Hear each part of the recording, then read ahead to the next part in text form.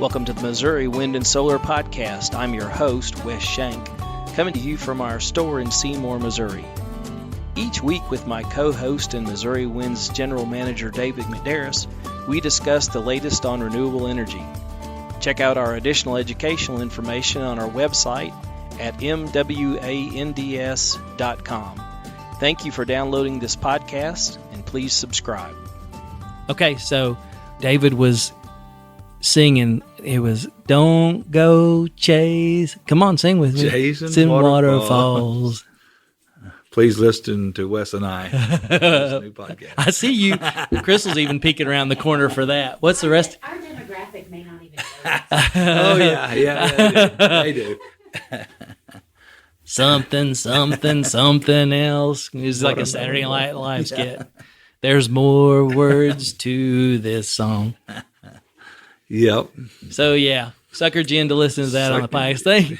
Thanks for tuning into the podcast today. Sorry for that intro. That's what happens when McDarris and I are in a room together too long. So, again, trying to improve our podcast statistics. We're talking about batteries again and common problems with them. So, last week we did sampling, and today, if you didn't catch it in the intro, if not, I can sing some more. No, we can just say we go with it. Okay, so waterfalling. Yeah. So we're going to talk about another common battery problem that we come across, and it's waterfalling. So, David, please explain to us what happens in waterfall. Give us the technical, and then I will dumb it down for me. Yeah. So waterfalling is there again. It's hooking up on the wrong terminals. Again, it's kind of like the sampling was, but you're hooking up on the wrong terminals. This is totally has to do, though, with parallel battery banks. Not so much series is not such much a deal here. It really isn't a deal. Once your batteries are in series, you can have multiple series of batteries, and then when you parallel them together, it's where you've made the wrong connection at the wrong terminal. Okay. All right. That. So imagine, if you will, you have three batteries. Right. And they're all 12 volt, and we'll say they're 100 amp hour. Okay. And so you have battery one, then you have battery two. And battery one is wired to battery two, positive to positive, and negative to negative. Correct. Thus giving you still 12 volts, but 200 amps. Correct. And then we wire a third battery on there. Again, positive to positive, negative to negative.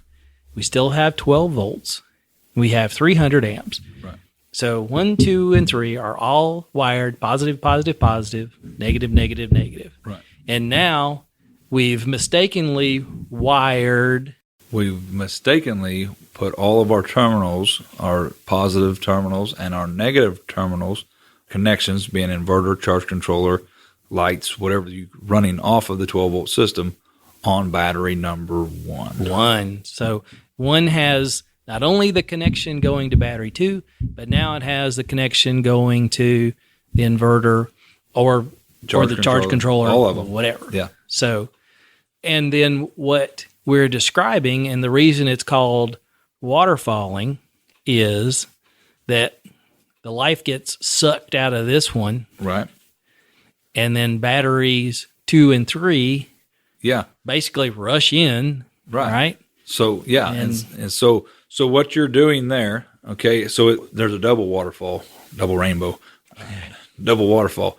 What happens, okay, so we're going to give these things numbers, and we're just going to use that 100 amp hour for instance. We're going to say there's 101, 102, and 103. Okay, so when you're charging, or when you hook the inverter up, you've pulled energy out, and you pulled 50 out. Well, it all came out of one. If you're hooked up on battery terminals, one, on the positive and negative, you pulled 50 out of one. Okay? And so it's dropped to 50. To 50. And so the battery is really at half. I mean, you shouldn't go any lower. And so battery 2 and 3 starts very slowly trying to raise the voltage back in battery 1, but very slowly. You're using more energy out of it than you can. 2 and 3 are trying to, well, then all of a sudden, and let's say you pull them down to 80 and 80, and you're at 50, 80, and 80. And then all of a sudden the inverter turns off. You turned it off. Oh, my battery's too low, and I turned it off. And so now the power's out there, and the sun's out and bright, and the wind's blowing hard, and here comes all this power rushing back into the battery from the charging source. And so there again, it's hooked on battery 1 only. It comes flooding back in, and it goes boom, and it goes right back to 100. And then very slowly, it starts sending the power back to battery 2 and 3 very slowly, starts waterfalling back in. 2 would have to get full before 3 would get full. And I said that wrong earlier. You may be at 90 and 3, 70 and 2, and 50 and 1. And so, and then you start back up. Well, then all of a sudden now, I've got back up to 90% 1. I'm going to turn it back on again.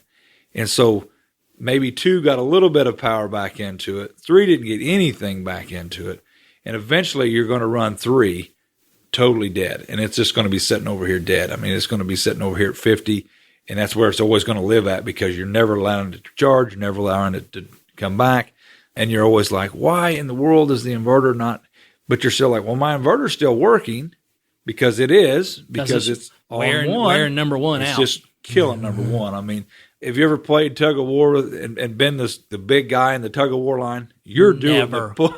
Never. I've Never been the big guy. If you're the little guy like I was, your feet was off the ground. You were actually hurting your teammates versus helping your teammates. And that's exactly what you're doing. I don't like your analogy here. So well, that's what you were doing. Move along. There's nothing to see. You were here. helping that. And so, it would be better that 3 was not even on there, because it's not doing anything besides just dying along with 1.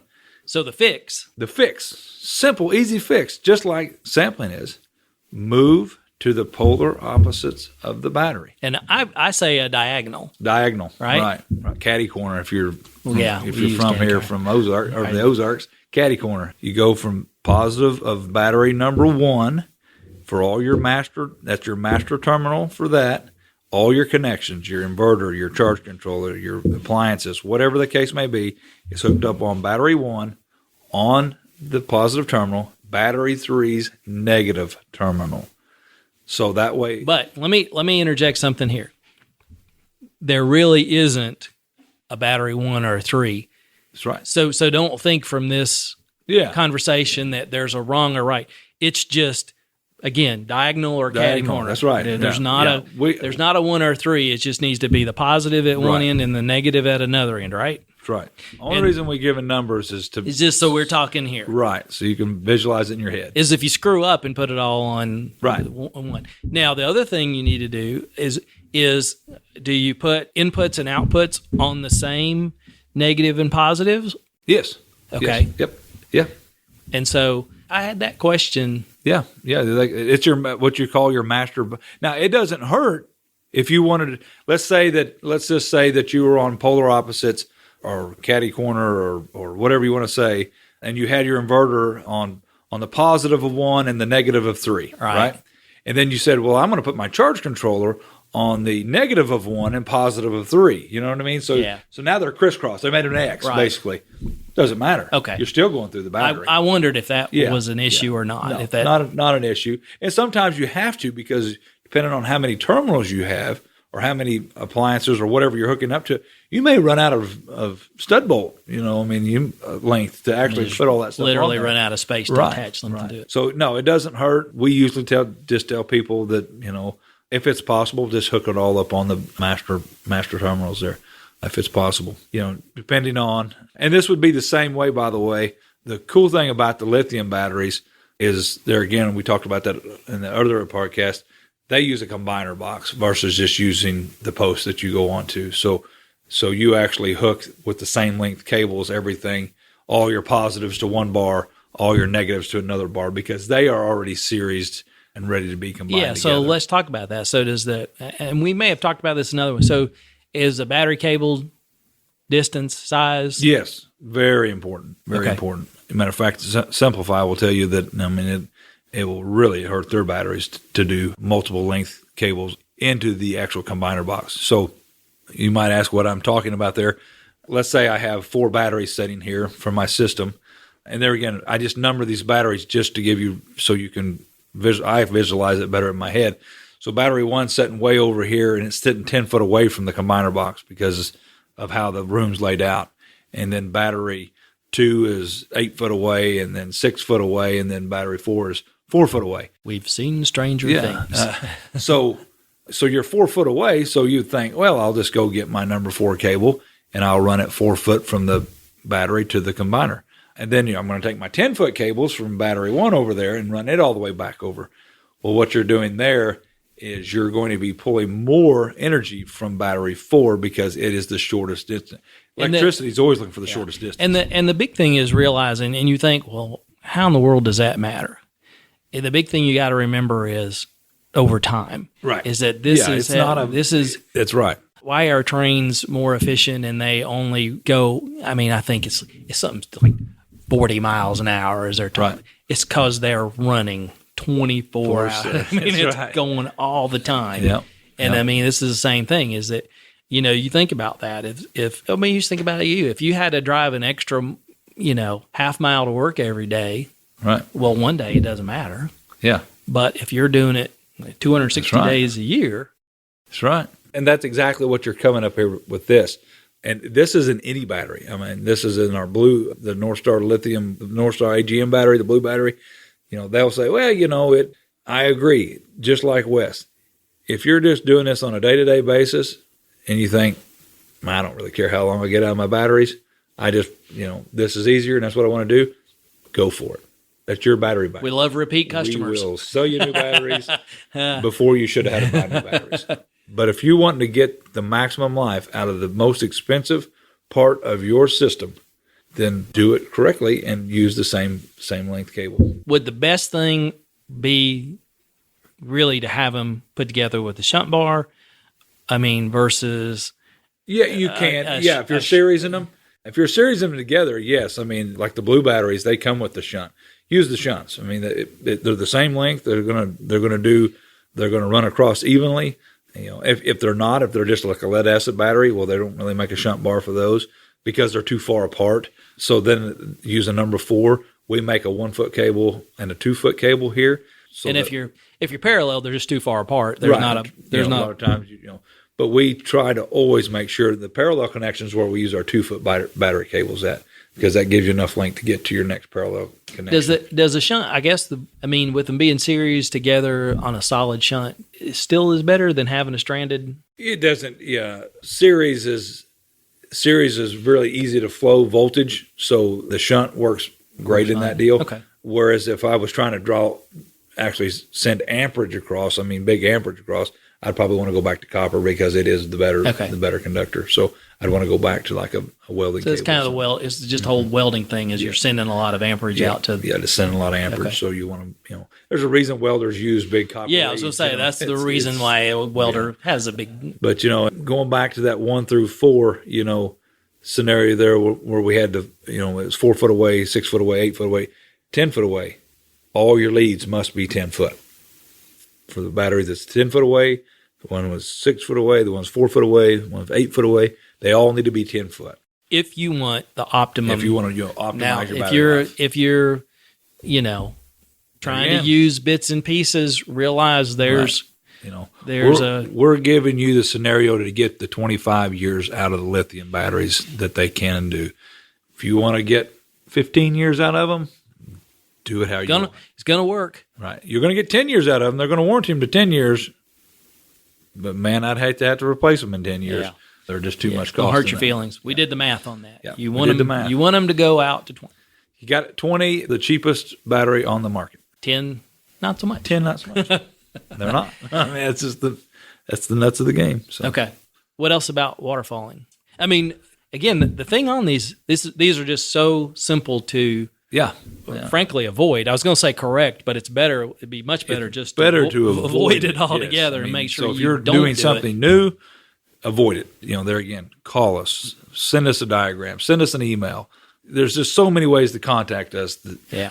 Just contact us. We will help you get through it. And understand when we're telling you something, we're telling you the optimal way to do it. If you choose to do different, fine, choose to do different. That is your prerogative. You can do that. our guys are always going to tell you the optimum way. So, and they're not going to tell you a cheat way to it, because that's not what we do. We don't do the cheat way. We do the optimal way. It's so much more fun to have people contact us and say we changed their life and made it better. Yep. It's not fun to tell somebody you let the blue smoke out, or you wired it wrong, and now you get the opportunity to buy it again. I mean, it's just not. I mean, that doesn't do. It doesn't matter if it's a $10 item or a $1,000 item. I mean, having to buy something again because it makes me mad. You let the smoke out of it when it was easily, with a phone call, easily avoidable. So. Okay. All right. What else we got? That's it on sampling. All right. Come to the workshops. Yes. Check out our website, windandsolar.com. Look at the workshops tab. Yeah. And if you like the battery one, the November one would be the one for you to come to. Yes, absolutely. We're going to spend a whole day. I can't remember, it's Thursday or Friday. We spend the whole day on batteries. And it'd be an easy day to fill up with batteries. Yeah. So, all right. Well, thanks for checking us out. Thank you for downloading and listening to the podcast today. If you have a question that you'd like to hear us discuss on the podcast, email us at radio@mwands.com. You can follow us on our website, mwands.com, or subscribe on iTunes or Stitcher. Check out our store at mwands.com and buy some stuff. Buying stuff allows us to continue to produce our educational broadcasts, like our podcasts and YouTube videos. And most importantly, it keeps Lucy's doggy chicken treats coming. Thanks again.